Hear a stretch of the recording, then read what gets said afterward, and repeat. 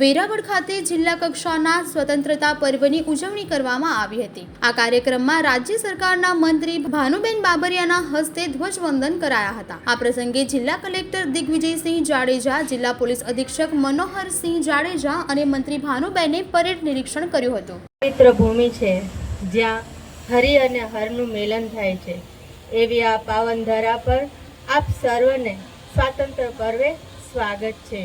આજની આપણી આ ઉજવણીમાં આપણી વચ્ચે ઉપસ્થિત આપણા લોકલાડીલા સાંસદ શ્રી રાજેશભાઈ ચુડાસમા, માન્ય ધારાસભ્ય શ્રી પ્રદ્યુમનભાઈ વાજા, વેરાવળ પાટણ નગરપાલિકા પ્રમુખ બેન શ્રી પલ્લવીબેન, પ્રદેશના મંત્રી શ્રી ઝવેરીભાઈ, જિલ્લા ભાજપ પ્રમુખ શ્રી મહેન્દ્રભાઈ, જિલ્લા પંચાયતના ઉપપ્રમુખ રાજવીરશ્રી તેમજ અન્ય મંચસ્થ મહાનુભાવો, જિલ્લાના કલેક્ટરશ્રી, એસપીશ્રી, ડીડીઓશ્રી, ઉપસ્થિત આપ સર્વ, સમગ્ર ભારત વર્ષમાં ભગવાન શ્રી કૃષ્ણના જીવન ચરિત્રના આખરી સત્યને આત્મસાત કરવાના સ્થળ તરીકે અંકિત થયેલા ભૂમિ અને ભગવાન શિવના પ્રથમ જ્યોતિર્લિંગ એવા પવિત્ર સ્થળ ગીર સોમનાથ જિલ્લાના વેરાવળ ખાતે આજે સ્વાતંત્ર્ય પર્વની ઉજવણી થઈ રહી છે।